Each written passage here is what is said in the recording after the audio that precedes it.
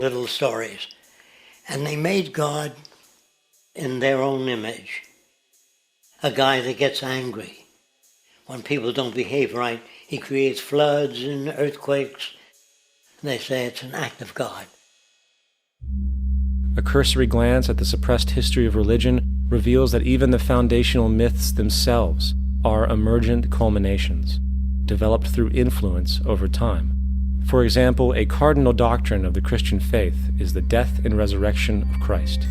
This notion is so important that the Bible itself states, "And if Christ be not risen, then is our preaching vain, and your faith is also vain." Yet it is very difficult to take this account literally, for not only is there no primary source denoting this supernatural event in secular history, awareness of the enormous number of pre-Christian saviors who also died and were resurrected immediately puts the story in mythological territory by association. Early church figures such as Tertullian went to great lengths to break these associations, even claiming that the devil caused the similarities to occur, stating in the 2nd century, "The devil, whose business is to pervert the truth, mimics the exact circumstance of the divine sacraments. He baptizes his believers and promises forgiveness of sins. He celebrates the oblation of bread and brings in the symbol of the resurrection. Let us therefore acknowledge the craftiness of the devil, who copied certain things of those that be divine." What is truly sad, however, is that when we cease the idea that the stories from Christianity, Judaism, Islam, and all the others are literal history, and accept them for what they really are, which are purely allegorical expressions derived from many faiths, we see that all religions share a common thread, and it is this unifying imperative that needs to be recognized and appreciated. Religious belief has caused more fragmentation and conflict than any other ideology. Christianity alone has 34,000 different subgroups. The Bible is subject to interpretation. When you read it, you say, I think Jesus meant this. I think Job meant that. Oh no, he meant this. So you have the Lutheran, the Seventh-day Adventist, the Catholic, and a church divided is no church at all. And a church divided is no church at all. And this point on division, which is a trademark of all theistic religions, brings us to our second failure of awareness, the false assumption of separation through the rejection of the symbiotic relationship of life. Apart from the understanding that all natural systems are emergent, where all notions of reality will be constantly developed, altered, and even eradicated, we must also understand that all systems are, in fact, invented fragments, merely for the sake of conversation. For there is no such thing as independence in nature. The whole of nature is a unified system of interdependent variables, each a cause and a reaction, existing only as a concentrated whole. You don't see the plug connected to the environment, so it looks like we're free, wandering around. Take the oxygen away, we all die immediately. Take plant life away, we die. And without the sun, all the plants die. So we are connected. We really must take into account the totality. This isn't just a human experience on this planet. This is a total experience. And we know we can't survive without plants and animals. We know we can't survive without the four elements, And so when are we going to really start taking that into account? That's what it is to be successful. Success depends on how well we relate to everything around us. I'm very aware of the fact that my grandson cannot possibly hope to inherit a sustainable, peaceful, stable, socially just world unless every child today growing up in Ethiopia, in Indonesia, in Bolivia, in Palestine, in Israel also has that same expectation. You got to take care of the whole community or you're going to have serious problems. And now we have to see that the whole world is the community and we must all take care of each other that way. And it's not just a community of human beings. It's a community of plants and animals and elements. And we really need to understand that. That's what's going to bring us joy, too, and pleasure. That's what's missing in our lives right now. We can call it spirituality, but the fact of the matter is, joy comes from that bliss of connectedness.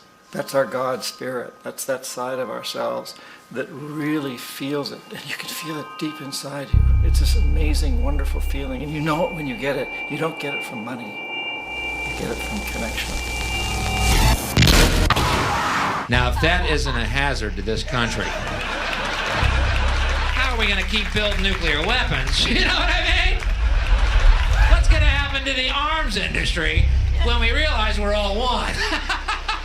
It's going to fuck up the economy. The economy that's fake anyway. The economy that's fake anyway. The economy that's fake anyway. The economy that's fake anyway. The economy that's fake anyway. Which would be a real bummer. You can see why the government's cracking down on the idea of experiencing unconditional love.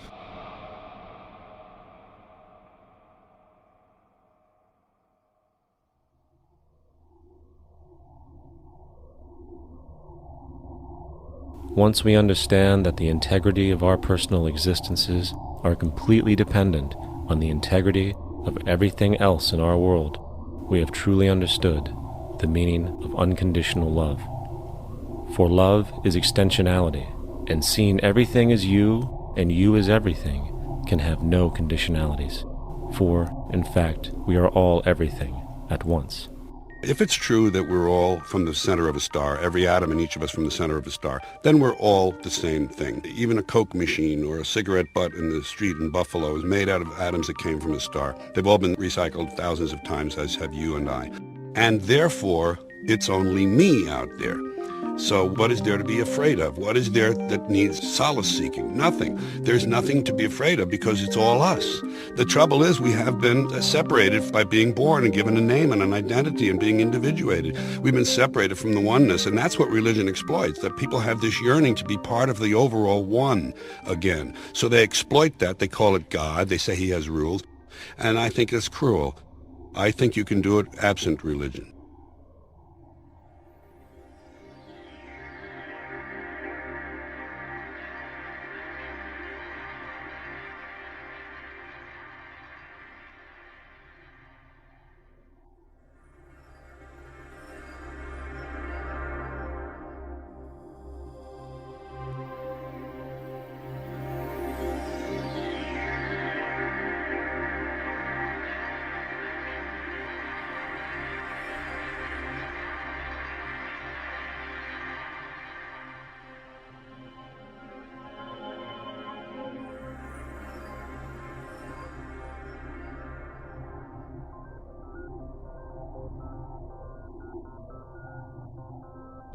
It's time to claim the unity our outmoded social systems have broken apart, and work together to create a sustainable global society where everyone is taken care of and everyone is truly free. Your personal beliefs, whatever they may be, are meaningless when it comes to the necessities of life. Every human being is born naked, needing warmth, food, water, shelter. Everything else is auxiliary. Therefore, the most important issue at hand is the intelligent management of the Earth's resources. This can never be accomplished in a monetary system, for the pursuit of profit is the pursuit of self-interest, and therefore imbalance is inherent. Simultaneously, politicians are useless, for our true problems in life are technical, not political. Furthermore, ideologies that separate humanity, such as religion, need strong reflection in the community in regard to its value, purpose, and social relevancy. Hopefully, through time, religion will lose its materialism and basis in superstition and move into the useful field of philosophy. The fact is, society today is backwards, with politicians constantly talking about protection and security rather than creation, unity, and progress. The U.S. alone now spends about $500 billion annually on defense. That is enough to send every high school senior in America to a 4-year college. In the 1940s, the Manhattan Project produced the first true weapon of mass destruction. This program employed 130,000 people at an extreme financial cost. Imagine what our life would be like today if that group of scientists, instead of working on a way of killing people, worked on a way to create a self-sustaining, abundant world. Life today would be very, very different if that was their goal. Instead of weapons of mass destruction, it is time to unleash something much more powerful. Weapons of mass creation. Our true divinity is in our ability to create, and armed with the understanding of the symbiotic connections of life, while being guided by the emergent nature of reality, there is nothing we cannot do or accomplish. Of course, we face strong barriers in the form of established power structures that refuse to change. At the heart of these structures is the monetary system.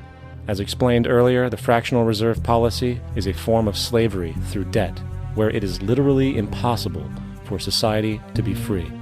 In turn, free market capitalism in the form of free trade uses debt to imprison the world and manipulate countries into subservience to a handful of large business and political powers.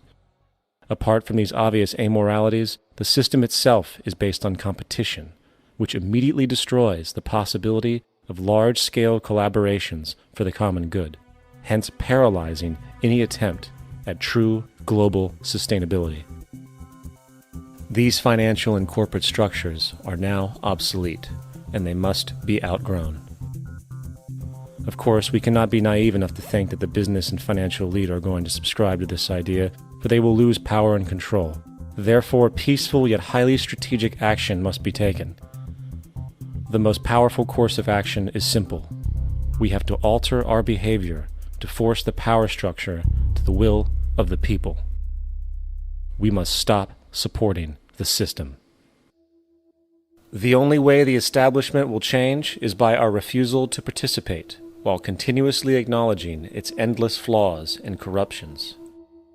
They're not going to give up the monetary system because of our designs are what we recommend. The system has to fail, and people have to lose confidence in their elected leaders. That will be a major turning point if the Venus Project is offered as a possible alternative. If not, I fear the consequences. The trends now indicate that our country is going bankrupt.